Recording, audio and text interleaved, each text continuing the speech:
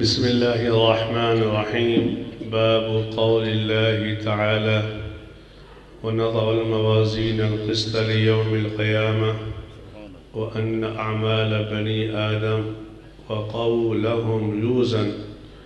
وقال مجاهد: القسط العدل بالرومية، ويقال القسط مصدر المقسط وهو العادل، وأما القاسط فهو الجائر.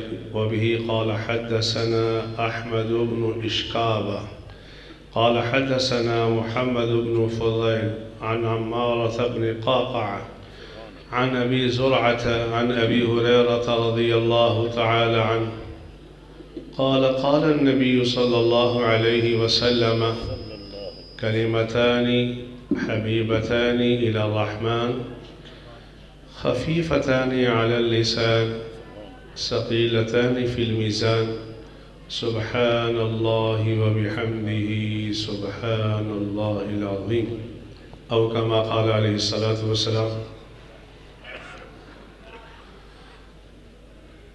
تقریر شروع کرنے سے پہلے ایک جملہ کہتا جاؤں۔ جلسے کا کوئی مقصد ہونا چاہیے۔ الحمدللہ ثم الحمدللہ، مولانا زاہد صاحب نے آپ کے آنے کا اور جلسے کا مقصد آپ کے سامنے بیان کر دیا کہ یہ نہیں کہ واہ واہ کر کے چلے گئے۔ خدا کی قسم، اگر زندگی میں سنت کا مزاج نہیں آیا تو ساری زندگی ضائع کر دی۔ اس میں مجھے بات یاد آ گئی، امام مالک رحمہ اللہ تعالی کے سامنے ایک آدمی نے تربوز دیا، تربوز کھانے کے لیے۔ امام مالک رحمہ اللہ تعالی نے فرمایا: میں تربوز نہیں کھاتا۔ اس نے پوچھا: حضرت آیا تربوز کا کھانا حرام ہے؟ کہا نہیں، حلال ہے۔ کہا پھر آپ کیوں نہیں کھاتے؟ کہا مجھے ہر پھل کے بارے میں پتہ ہے، رسول اکرم صلی اللہ علیہ وآلہ وسلم کیسے کھایا کرتے تھے، مجھے تربوز کے بارے میں پتہ نہیں حضور کیسے کھاتے تھے۔ یہ نہ ہو کہ مالک کوئی عمل کر بیٹھے خلاف سنت نہ ہو جائے۔ تو امام بخاری رحمہ اللہ تعالی نے اپنی کتاب کا اختتام باب قول اللہ تعالی: ونضع الموازین القسط لیوم القیامہ وان اعمال بنی آدم یوزن وتوزن۔ عموماً تمام محدثین ترجمۃ الباب اور ما فی الباب میں مناسبت کو ملحوظ خاطر رکھتے ہیں۔ خصوصاً امام بخاری رحمہ اللہ تعالی کی عادت مبارکہ یہ ہے، یہ ممکن نہیں ہے اوپر ترجمۃ الباب تو کو قائم کر دیا، لیکن جو نیچے حدیث لے کے آئے اس کی ترجمۃ الباب کے ساتھ مناسبت نہ ہو۔ امام بخاری رحمہ اللہ تعالی ایسا عمل نہیں کرتے۔ مجھے یاد ہے کہ جب ہمارا امتحان ہوا بخاری کا تو سوال آیا: باب الجمعۃ فی القری والمدن۔ امام بخاری رحمہ اللہ تعالی نے باب قائم کیا، باب الجمعۃ فی القری والمدن، کہ شہر کے اندر اور قریہ کے اندر جمعہ قائم کرنے کے بیان میں آیا جائز ہے یا نہیں۔ نیچے امام بخاری رحمہ اللہ تعالی حدیث لے کے آئے: الا کلکم راع وکلکم مسئول عن رعیہ، تم میں سے ہر آدمی حاکم ہے، ہر حاکم سے اس کے محکوم کے متعلق سوال کیا جائے گا۔ تو ہمارے پرچے میں یہ آیا کہ اس حدیث کی ترجمۃ الباب کے ساتھ مناسبت کیا ہے؟ ترجمۃ الباب تو امام بخاری نے قائم کیا، باب الجمعۃ فی القری والمدن، نیچے لے کے آئے الا کلکم راع، کوئی مناسبت نہیں۔ حضرت مولانا احمد علی سہارنپوری نور اللہ مرقدہ نے حاشیہ بخاری میں کہا یہ جمعہ قائم کرنا حاکم کا کام ہے۔ کس کا کام ہے؟ اور اے حاکم، اگر تو نے اپنے بستی کے اندر جمعہ نہیں قائم کروایا، الا کلکم راعٍ، قیامت کے دن اللہ تو سے پوچھے گا۔ کیا مناسبت لے کے آئے امام بخاری رحمہ اللہ تعالی۔ اب اپنی کتاب کی ابتدا وحی سے کی، جس کو مولانا زاہد صاحب نے بڑا اچھا کہ ہماری جو غذا ہے جو اوپر سے آئی ہے وہ وحی ہے۔ یہ کالج کے اندر لکھا ہوتا ہے نہیں اطلب العلم ولو کان بسی، یہ کون سا علم ہے؟ علم اس کیفیت کا نام ہے، علم اس کیفیت کا نام ہے جس کے آ جانے کے بعد انسان عمل پہ مجبور ہو جائے، یہ علم ہے۔ تو امام بخاری رحمہ اللہ تعالی نے کتاب باب الوحی، اس کے بعد انما الاعمال بالنیات، سب سے پہلی حدیث لے کے آئے انما الاعمال بالنیات۔ اپنی کتاب کا اختتام کر رہے ہیں باب قول اللہ تعالی ونضع الموازین القسط لیوم القیامہ۔ ابتدا اور انتہا کی مناسبت کیا ہے؟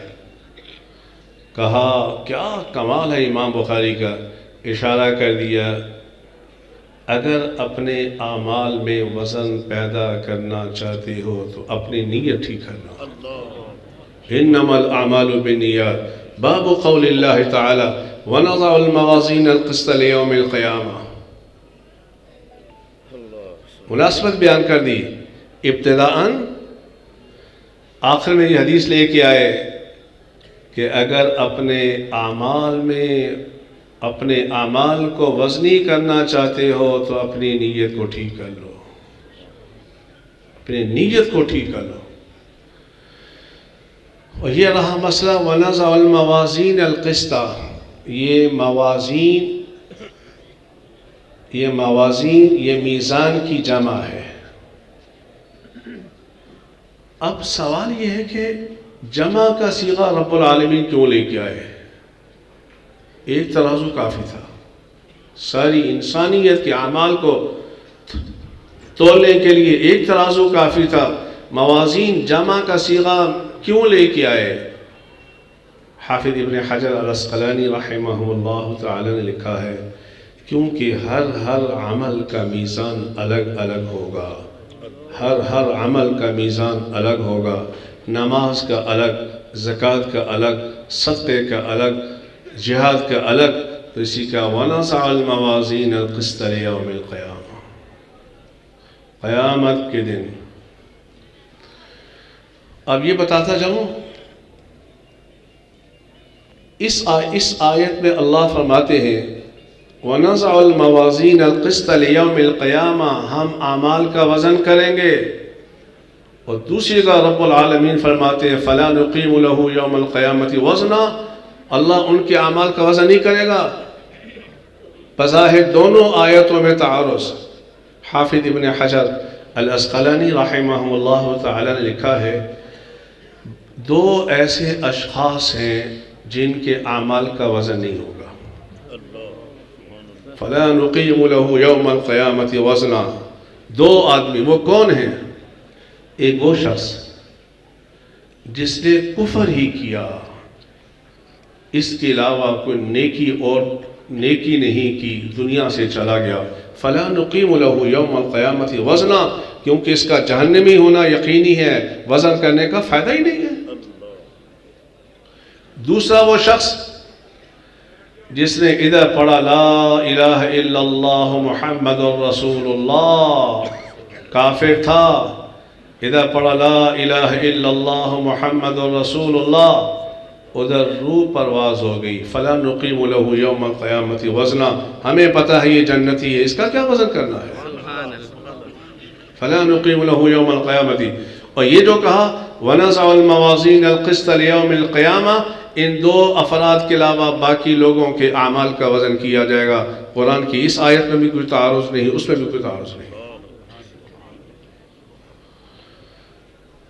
اب مجھے بات یاد آ گئی، یہ جو امام بخاری رحمہ اللہ تعالی یہ جو حدیث لے کے آئے ہیں اس کا جو راوی ہے ابو زرعہ، ابو زرعہ سے روایات میں آتا ہے، بلکہ محدثین نے لکھا ہے کہ ابو زرعہ یہ وہ صحابی ہیں جنہوں نے یہ حدیث بھی نقل کی ہے، من کان آخر کلامہ لا الہ الا اللہ دخل الجنہ۔ محدثین نے لکھا ابو زرعہ کی جب باری آئی دنیا سے جانے کی، دنیا سے جانے کی، کہنے حدثنا عن فلان قال حدثنا عن فلان عن ابی ہریرہ قال قال رسول اللہ، یہ ابو زرعہ آخری وقت کیا کہہ رہے ہیں؟ قال قال رسول اللہ صلی اللہ علیہ وسلم من کان آخر کلامہ لا الہ الا اللہ، روح پرواز ہو گئی، اشارہ کر دیا ابو زرعہ تیرا کام ہے لا الہ الا اللہ کہنا، جنت میں داخل کرنا ہمارا کام ہے، تیرا کام نہیں۔ یہ ان سے حدیث آئی باب قول اللہ تعالی ونضع الموازین القسط لیوم القیامت وان اعمال بنی آدم وقولهم یوزن، قیامت کے دن بنی آدم کے اعمال کا، بنی آدم کے اعمال کا، اس کے اقوال کا وزن کیا جائے گا۔ اب سوال یہ ہوتا ہے کہ وزن اس کا کیا جاتا ہے جس کا جسم ہو، اقوال کا جسم نہیں، افعال کا جسم نہیں، اور وزن کے لیے جسم ہونا شرط ہے۔ حافظ نے لکھا، ابن حجر العسقلانی رحمہ اللہ تعالی نے یہ لکھا کہ جن صحیفوں میں اعمال لکھے جائیں گے ان صحیفوں کا وزن کیا جائے گا، لیکن حافظ کی اس توجیہ سے میں متفق نہیں، اس حدیث کو اپنے ظاہر پہ محمول کرو۔ اب یہ سوال کہ اعمال کا جسم نہیں، یہ ہماری ننھی منی سوچ کا ایک سوال ہے۔ خالق کائنات کے قدرت کو اپنی ننھی منی سوچ میں نہیں سوچنا چاہیے، اللہ قادر مطلق ہے۔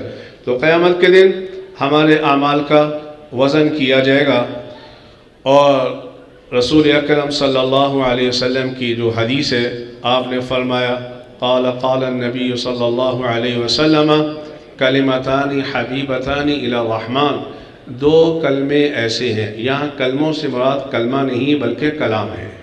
تو بس اوقات کلمہ بول کے کلام مراد لینا اہل عرب کے اندر یہ ایک مشہور ہے، جیسے کہ ہم کہتے ہیں آپ کلمہ پڑھیے، تو جب آدمی کلمہ پڑھتا ہے تو وہ کلام ہے لا الہ الا اللہ محمد رسول اللہ۔ ہم کہتے ہیں کلمہ شہادت پڑھو، وہ کہتے ہیں اشہد ان لا الہ الا اللہ، تو یہ کلمہ نہیں ہے، یہ کلام ہے۔ تو یہاں کلمہ بول کے جیسے وہاں کلام ہے، یہاں بھی رسول اکرم صلی اللہ علیہ وسلم نے فرمایا کلمتان حبیبتان الی الرحمن، کلمتان حبیبتان الی الرحمن، دو کلمے ایسے ہیں جو اللہ کو بڑے محبوب ہیں۔ اب علماء محدثین نے لکھا اللہ تعالیٰ کے صفاتی نام بہت زیادہ ہیں، کیا وجہ ہے؟ رسول اکرم صلی اللہ علیہ وآلہ وسلم نے اللہ تعالیٰ کے 99 صفاتی اسماء میں سے یہاں لفظ رحمان کا انتخاب کیا، اس کی کیا وجہ ہے؟ کلمتان حبیبتان الی الرحمن، رحمان کا ذکر کیوں کیا؟ کہتے ہیں وجہ یہ ہے عمل کم ہو اجر زیادہ ہو، یہ وہی کر سکتا ہے جس میں رحمت کا مادہ ہو۔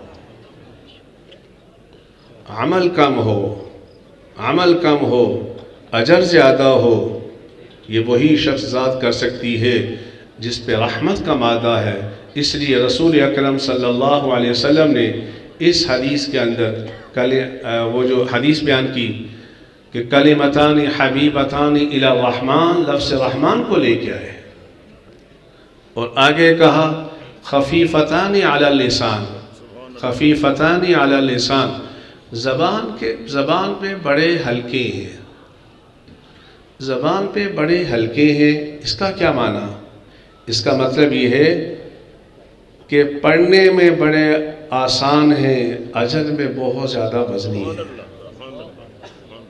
اور ثقیلتان فی المیزان، میزان میں بڑے وزنی ہیں، ثقیلتان فی المیزان، یہ جملہ اشارہ کرتا ہے مناسبت کی طرف کہ امام بخاری رحمہ اللہ تعالی باب قول اللہ تعالی ونضع الموازین القسط لے کے آئے کہ اعمال کا وزن کیا جائے گا، اور حدیث کے اندر ایسی حدیث لے کے آئے جس کے اندر ثقیلتان فی المیزان کا ذکر آیا تاکہ حدیث کی مناسبت ہو جائے ترجمہ الباب کے ساتھ۔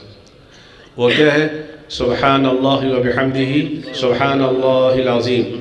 امام بخاری رحمہ اللہ تعالی نے حدیث کی ایک مجلس قائم کی جس کی ابتدا کی انما الاعمال بالنیات، کرتے کرتے کتاب الطہارت کو بھی لے کے آئے، صلاۃ کو بھی لے کے آئے، زکوٰۃ کو بھی لے کے آئے، حج کو لے کے آئے، نکاح کو لے کے آئے، جہاد کو لے کے آئے، غزوات کو لے کے آئے۔ اب امام بخاری رحمہ اللہ اس مجلس کو ختم کر رہے ہیں، اور حدیث میں آتا ہے جب مجلس ختم کی جائے تو سبحان اللہ و بحمدہ سبحان اللہ العظیم کہنا چاہیے۔ قربان جائے امام بخاری رحمہ اللہ تعالیٰ کی اس مناسبت میں۔ یہ تو اس حدیث کے متعلق اس لیے مختصر کیا کہ ان حضرات کا ٹائم بھی بڑا مختصر ہے۔ اب میں آخر میں اپنی بہنوں سے التماس کرتا ہوں، اللہ نے آپ کو علم کی امانت سے نوازا، ان اللہ یأمرکم ان تؤدوا الامانات الی اہلہا، اللہ نے آپ کو علم کی امانت سے نوازا۔ آپ کو کیا پتہ ہے، کیا پتہ ہے کہ آپ کا کیا مقام ہے؟ جامعہ شرفیہ کے سالانہ جلسے میں مفتی اعظم پاکستان مفتی محمد شفیع صاحب نور اللہ مرقدہ تشریف لائے۔ طلباء جو فارغ ہو رہے تھے ان کو آپ نے واعظ کیا، اس میں ایک جملہ فرمایا، اے میرے عزیز طلباء اپنے مقام کو سمجھو، اپنے مقام کو سمجھو، اے میری بہنوں اپنے مقام کو سمجھو، یہ امانت ہے، امانت۔ ان اللہ یأمرکم ان تؤدوا الامانات الی اہلہا، اللہ نے آپ کو امانت سے نوازا۔ آپ کا کوئی عمل خلاف سنت نہیں ہونا چاہیے، آپ میں حیا کامل درجے کی ہو، کامل درجے کی۔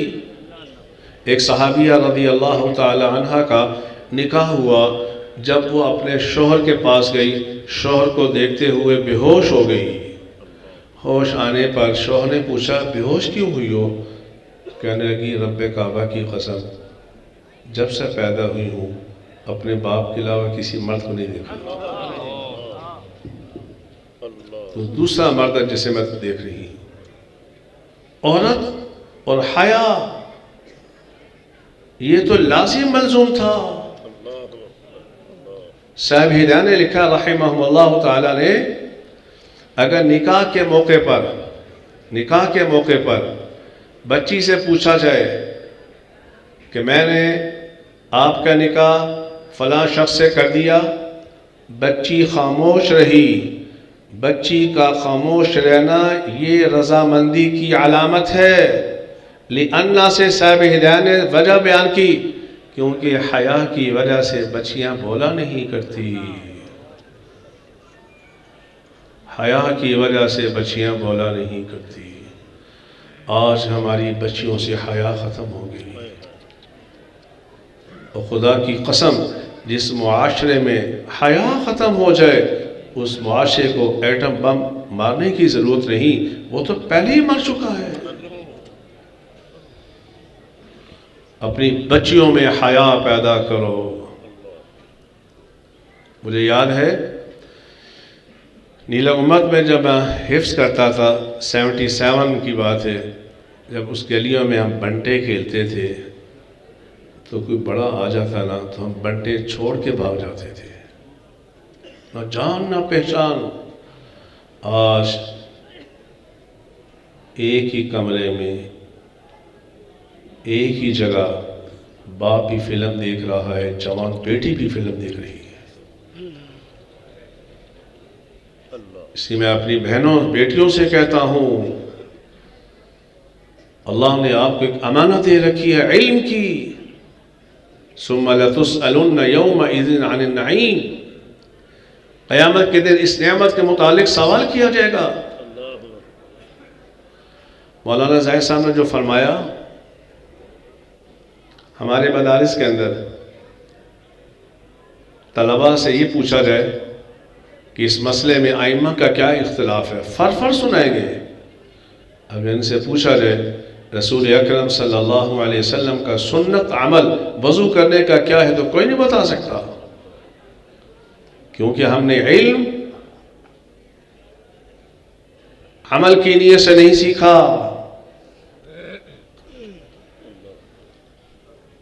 خشیت الہی کی وجہ سے نہیں سیکھا۔ حالانکہ علم آئے اور اللہ کا خوف نہ آئے، علم آئے حیا نہ آئے، اس کا تو تصور بھی نہیں تھا۔ تو اس لیے میری بہنوں، میری بیٹیوں، اللہ نے آپ کو علم کی امانت سے نوازا ہے، علم کی امانت سے آپ کو نوازا ہے۔ ان اللہ یأمرکم ان تؤدوا الامانات الی اہلہا۔ دیکھنا، آپ ایک خاندان کی سرپرست بنیں گی، ایک خاندان کی سرپرست بنیں گی۔ جھوٹ نہ سکھانا بچوں کو، جھوٹ نہ سکھانا۔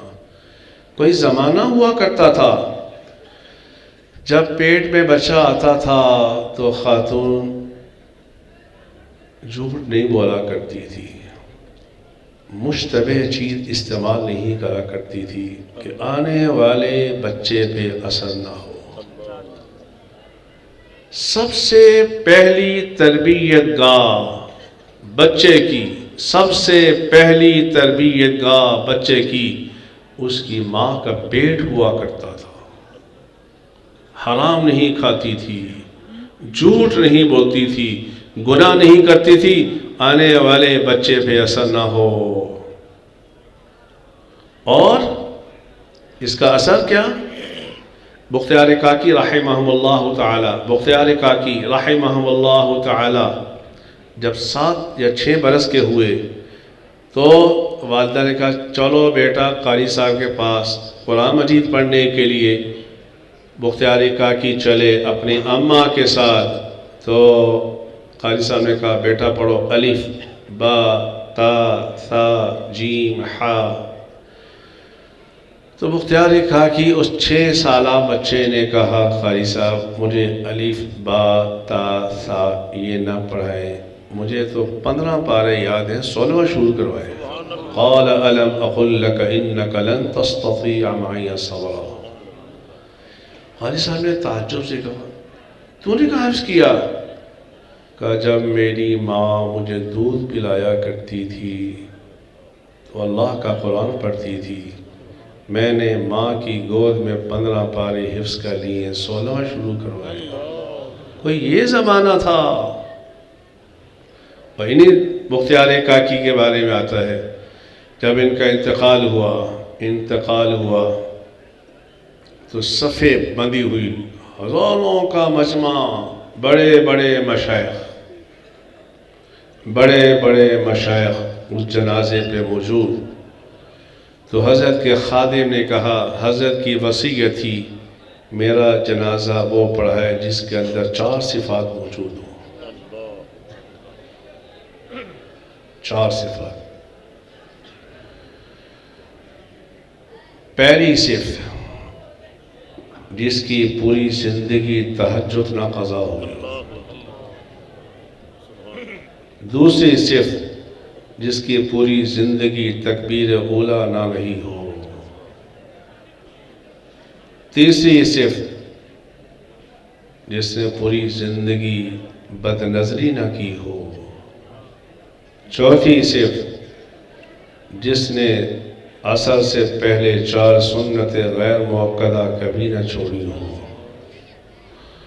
اس زمانے کا بادشاہ، ہندوستان کا بادشاہ التمش آگے بڑھا، بادشاہ کہنے لگا حضرت اچھا نہیں کیتا، میرا راز فاش کر دیتا۔ کوئی یہ زمانہ بھی تھا۔ خدا را اپنے اندر اللہ کا خوف پیدا کرنا، جس گھر میں جانا چغلی نہ کرنا، غیبت نہ کرنا، گھر کو توڑنا نہ۔ جیسے مولانا زاہد صاحب نے بڑی اچھی مثال دی، وہ بھائی جو 2 گھنٹے انتظار کیا کرتے تھے کہ میرا بھائی آئے گا تب کھانا کھائیں گے، آج وہی بھائی دوسرے کمرے میں بیٹھا ہے، یہ بھائی پوچھتا نہیں ہوا کیا؟ اس لیے اور دوسری بات، اچھے اخلاق اپنانا، کہنا نہ سیکھنا، سہنا سیکھنا، کہنا نہ سیکھنا، سہنا سیکھنا۔ وآخر دعوانا الحمدللہ رب العالمین۔ جزاکم اللہ